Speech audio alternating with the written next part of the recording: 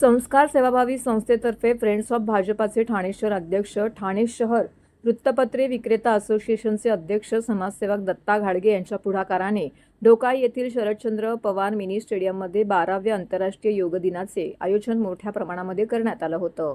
या योग कार्यक्रमात ठाणे विधानसभेचे जनसेवक आमदार संजय केळकर यांनी सहभागी होत योगाभ्यासाचा अनुभव घेतला। योग ही केवळ शारीरिक व्यायामाची पद्धत नसून शारीरिक, मन आणि आत्मा यांचा सुंदर समन्वय साधणारी भारतीय संस्कृतीची अमूल्य देणगी आहे। आजच्या धकाधकीच्या जीवनात निरोगी आणि संतुलित आयुष्यासाठी योगाचा अंगीकार करणे ही काळाची गरज आहे, असे यावेळी आमदार केळकर यांनी सांगितलं। या निमित्ताने उपस्थित सर्व योगप्रेमींसोबत योग साधना करताना सकारात्मक ऊर्जा आणि नवचैतन्याचा अनुभव मिळाला।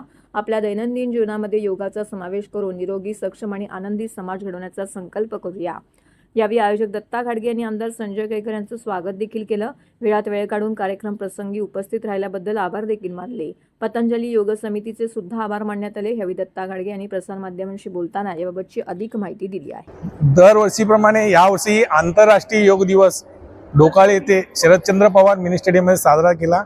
संस्कार सेवाभावी संस्था आणि पतंजली योग शिबिर या दोघांच्या माध्यमातून गेल्या 12 वर्षापासून या ठिकाणी आंतरराष्ट्रीय योग दिवस साजरा केला जातो आणि या ठिकाणी साजरा केल्यामुळे सगळे या आजूबाजूचे सगळे नागरिक सहभागी होतात आणि आमदार संजय केळकर सुरुवातीपासून दरवर्षी या ठिकाणी येतात, त्याबद्दल त्यांचे खूप खूप अभिनंदन। आणि या ठिकाणी आंतरराष्ट्रीय योग दिवसामध्ये जे जे साधक सहभागी झाले होते त्या सगळ्यांचे खूप खूप अभिनंदन आणि मी पतंजली योग समितीचे विशेष आभार सुद्धा व्यक्त करतो। जय हिंद, जय महाराष्ट्र, जय भारत।